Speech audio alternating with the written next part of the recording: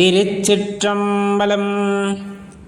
திருமூலரையா திருவடிகள் போற்றி போற்றி, குருவடியும் திருவடியும் வணங்கின்ற பதிவை ஆரம்பிக்கலாம். அடியார்களே, நம்முடைய பதிவுகளை தொடர்ந்து கேட்டுக்கொண்டு வருகிறீர்கள். அப்படிங்கும் போது ரொம்பவே சந்தோஷம்.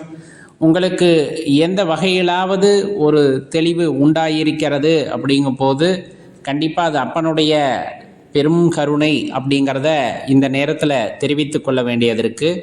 அடியேன் ஒரு ஊடகம் அல்லது ஒரு கருவி, இந்த மாதிரி எது வேணுமானாலும் சொல்லலாம். அடியேனுடைய வார்த்தைகள் அப்படிங்கிறது அப்பனால் உதிர்க்கப்படுபவை. ஒரு சிலருக்கு கஷ்டம் இருக்கிறது, ஒரு சிலர் ஆனந்தமாக இருக்கிறார்கள், ஒரு சிலர் குழப்பத்தில் இருக்கிறார்கள். அவர்களுக்கு அந்த விஷயத்திலிருந்து தெளிவு கிடைக்க வேண்டும் என்பதற்காக அடியேனை ஒரு கருவியாக இறைவன் பயன்படுத்தி கொண்டு சில வார்த்தைகளை உதிர்க்கிறார். அடியேனும் அதை இங்கு இந்த ஊடகத்தின் மூலமாக உங்களுக்கு கொண்டு வந்து சேர்க்கிறார். அப்படிங்கும்போது கண்டிப்பாக அது உங்களுக்கு பயனுள்ளதாக இருந்திருக்கும் அப்படிங்கிறத எண்ணி பார்க்கின்றோம். அது எல்லாம் அப்பனுடைய ஒரு மிகப்பெரிய ஆளுமை அல்லது கருணை அப்படின்னு நம்ம வச்சுக்கலாம். இல்லை, அடியேனுடைய பங்கு எதுவும் இல்லை அப்படிங்கிறதையும் இந்த இடத்துல தெளிவுபடுத்த வேண்டியது இருக்குது. இதில் ரொம்ப முக்கியமாக இன்றைக்கி நம்ம பார்க்கக்கூடிய விஷயம் அல்லது ஒரு தெளிவு உண்டாக்கக்கூடிய விஷயம் அப்படின்னா, பலவிதமான குணங்கள் உடையவர்களாக மனிதர்கள் இருக்கிறோம். ஒரு சிலர் உண்மையாகவே ஆழ்ந்த பக்தி, அவர்களுக்கு வேறு எதுவுமே தெரியாது, அப்பன் மட்டும்தான். அப்பனையும் அப்பா அப்பா அப்பா அப்பான்னு எப்பவுமே காலை சுற்றிட்டு இருக்க குழந்தை போல சுற்றி கொண்டே இருப்பார்கள். எனக்கு எதுவாயினும் சரி, அதை நீயே நடத்தி கொடு அப்படிங்கிற அந்த ஒரு எண்ணம் அவர்களுக்கு இருக்கும். அவர்களை இறைவன் ஆட்கொள்வதிலே எந்த ஐயப்பாடும் கிடையாது. ஏன்னா அவங்களுக்கு தெரிந்தது எல்லாமே சிவபெருமான், சிவா அப்படிங்கிற அந்த 2 எழுத்து அப்படிங்கிறது தான். அதனால இறைவன் ஆட்கொள்கிறார். அப்படிங்கும்போது சதா சர்வ காலமும் அவருடைய நினைவிலே அவர்கள் இருக்கிறார்கள் அப்படின்னா அதில் எந்த ஐயமும் இல்லை. ஒரு சிலர் பார்த்தீங்க அப்படின்னா வேலைக்கு போகிறாங்க. வேலைக்கு போகிற நேரம் தவிர மீதி இருக்கின்ற நேரத்திலே அப்பனுடைய நினைவிலே எப்பொழுதுமே இருப்பார்கள். அவர்களுடைய எண்ணமெல்லாம் தனக்கான கர்மா, அந்த வேலையை ஆற்றுவது போக மீதி இருக்கின்ற நேரத்திலே இந்த ஆன்மாவிற்கு ஒரு அமைதியை கொடுக்க வேண்டும், இந்த ஆன்மா உண்மையை உணர்ந்து கொள்ள வேண்டும் அப்படிங்கிறதுக்காக ஐயனை சரணடைகிறார்கள். அதன் பொருட்டு ஐயனும் பார்த்தீங்க அப்படின்னா அவர்களை ஆட்கொள்கிறார். ஆட்கொண்டு அவர்கள் மனதிலே இருக்கக்கூடிய ஐயப்பாடுகளையெல்லாம் நீக்குகிறார், ஒரு தெளிவை உண்டாக்குகிறார்.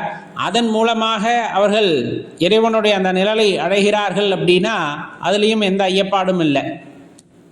ஆனால் நம்மை மாதிரி இறைவனுடைய நினைவே இல்லாமல் வேலைக்கு போகிறோம், ஒரு அரை மணி நேரம் 1 மணி நேரம் மீதி நேரம் கிடைக்கிது.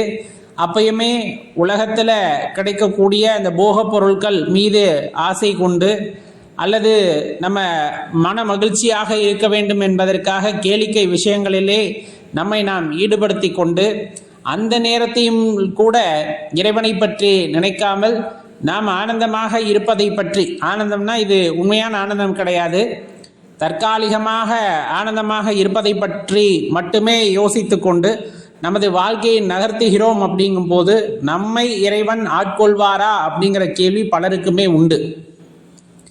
கண்டிப்பாக நியாயமான கேள்விதானே. சதா சர்வகாலமும் இறைவனை நினைக்கின்றவர்களையோ, தனக்கு கிடைக்கின்ற நேரத்திலெல்லாம் அப்பனை பற்றி சிந்திப்பவர்களையோ இறைவன் ஆட்கொள்வதிலே எந்த சந்தேகமும் இருக்காது. காரணம், அவர்கள் தேடி போகிறார்கள், அவர்களுக்கு அந்த ஞானம் கிடைக்க வேண்டும், அவர்களுக்கு அந்த தெளிவு கிடைக்க வேண்டும் அப்படிங்கிற காரணத்தின் பொருட்டு இறைவன் அவர்களை ஆட்கொள்கிறார். அப்படின்னா அதில் எந்த சந்தேகமும் இருக்காது.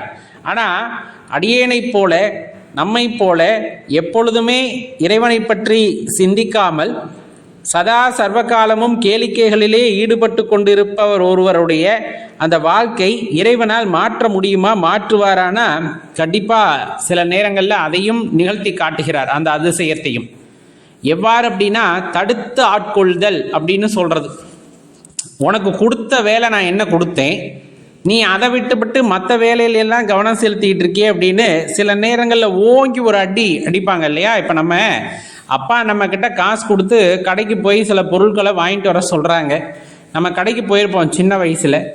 போகிற வழியில் ஏதாச்சும் கேளிக்கை நிகழ்வு நடந்திருக்கும், அதை பார்த்துக்கிட்டு அப்படியே மெய் மறந்து நின்றுவோம். வீட்டில் அந்த பொருள் வந்து சேர்ந்திருக்காது, சாப்பாடு தயாராகிறதுக்கு கொஞ்சம் தாமதமாயிருக்கும். உடனே அப்பா எங்கடா பையனை காணோம் அப்படின்னு தேடிக்கிட்டு வருவாப்பில்.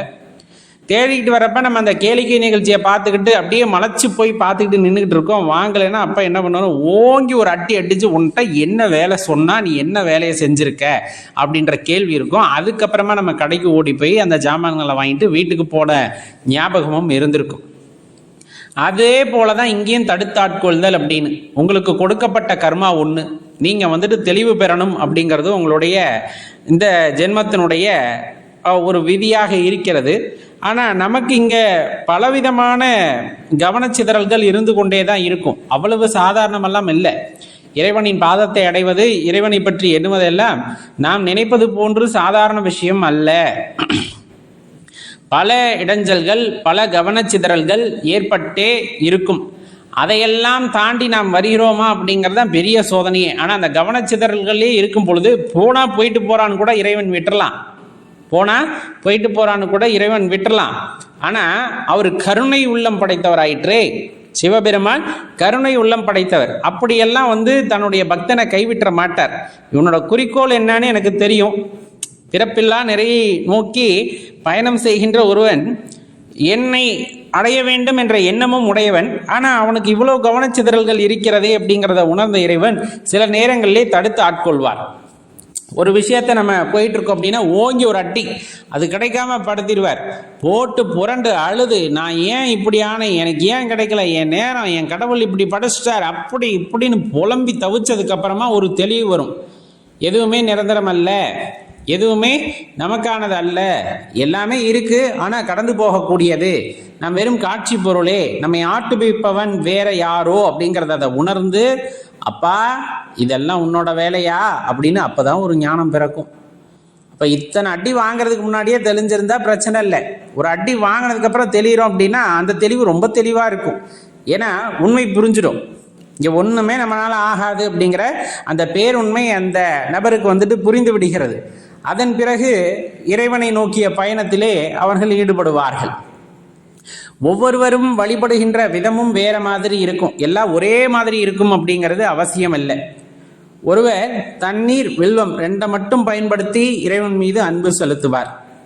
ஒருவர் பூக்களாக கொண்டு போய் கொட்டுவார். கோயிலில் பார்க்கின்ற இடங்கள் எல்லாம் ஐயனுக்கு பூக்களை கொண்டு போய் கொட்டுவாங்க.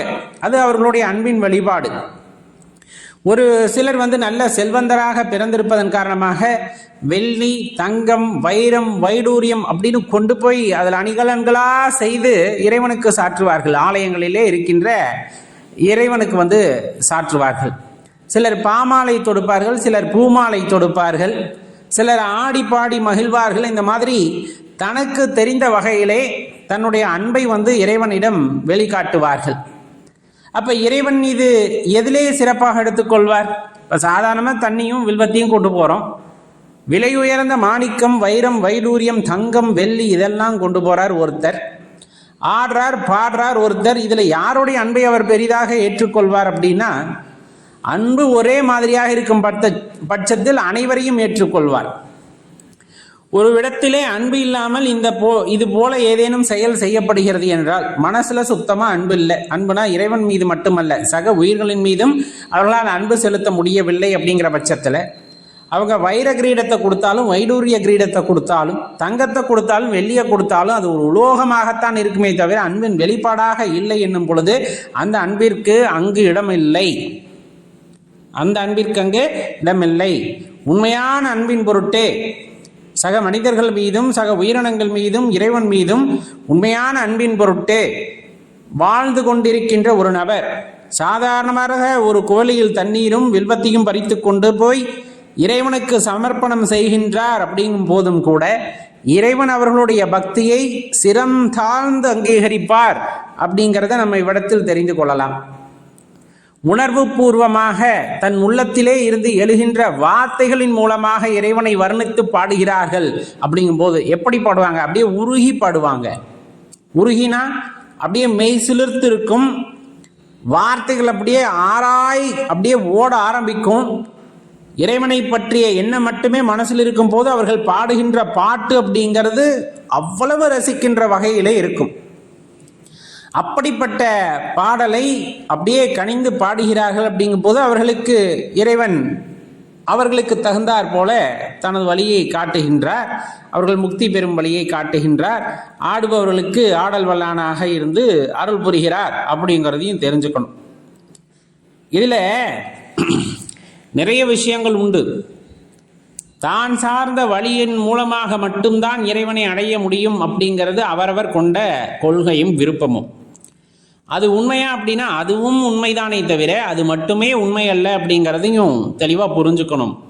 அடியேன் அறிந்த வழி பாடலின் மூலமாக இறைவனை அறிவது அப்படின்னு அடியேன் நினைத்து கொண்டால் எனது அறிவு இன்னும் மேம்படவில்லை என்பது பொருள். காரணம், எனக்கு ஆடத் தெரியாது என்பதற்காக ஆடலின் மூலம் இறைவனை அடைய முடியாது என்று கூறுவது அபத்தம். தெளிவாக உணர்ந்து கொள்ள வேண்டும். ஒருவன் மனதில் அன்பு மட்டுமே செலுத்த தெரிந்திருக்கிறது. ஒருவனுக்கு அன்பு மட்டும்தான் வைக்க தெரியும். அவனால் இறைவனை அடைய முடியாது, நீ பாடிதான் இறைவனை அடைய முடியும் என்றால் அவ்விடத்தில் நம் அறிவு இன்னும் மேம்படவில்லை அப்படிங்கிறத உணர்ந்துக்கணும். ஏன்னா அதில் எதுக்குலையுமே எனக்கு அனுபவம் இல்லை அப்படிங்கிற பட்சத்தில் அந்த நிலையின் மூலமாக இறைவனை உணர முடியாது, அடைய முடியாது என்று கூறுவதற்கு தார்மீகமற்றவனாக அடியேன் ஆகின்றேன் அப்படிங்கிறதான் உண்மை. அப்ப இறைவன் அவரவர் எண்ணத்திற்கு ஏற்றார் போல, அவரவர் கொண்ட கொள்கைக்கு ஏற்றார் போல, அவரவர் கொண்ட அந்த ஆத்ம சக்திற்கு ஏற்றார் போல அனைவருக்கும் அருளக்கூடிய அருட்குருநாதராக இருந்து அனைவரையும் வழிநடத்துகிறார் அப்படிங்கிறது தான் இந்த இடத்துல பேருண்மை. அதனால் நீங்கள் எப்படி அருள் செய்தாலும், எப்படி நீங்கள் பக்தி செய்தாலும் அந்த பக்தியை மெச்சக்கூடிய ஆள் அப்படின்னா நம்ம அப்பா தான். அவருக்கு நீங்கள் எப்படி பக்தி செய்தாலும் தனது குழந்தை எது செய்தாலும் பிடிக்கும் அப்படிங்கிறது போல நீங்கள் எந்த வழியில் பக்தி செய்தாலும் அதை அங்கீகரிக்கக்கூடிய ஆள் அப்படிங்கிறது சிவம்தான். அப்போ நீங்கள் சிவத்தை சரணடைவது அப்படிங்கிறது உங்கள் மனதிற்கு எது சரி என்று படுகிறதோ அதனை செய்வது. அதை செய்வதற்கு ஒரு குருமாருடைய வழிகாட்டுதல் தேவைப்படுகிறது. சில நேரங்களிலே அது கிடைக்கின்ற பட்சத்திலே இன்னும் தெளிவு பெற்று அடுத்தடுத்த படிநிலைகளை நோக்கி நம்மால் நகர முடிகிறது அப்படிங்கிறது தான் இவ்விடத்தில் பேருண்மையாக இருக்கிறது.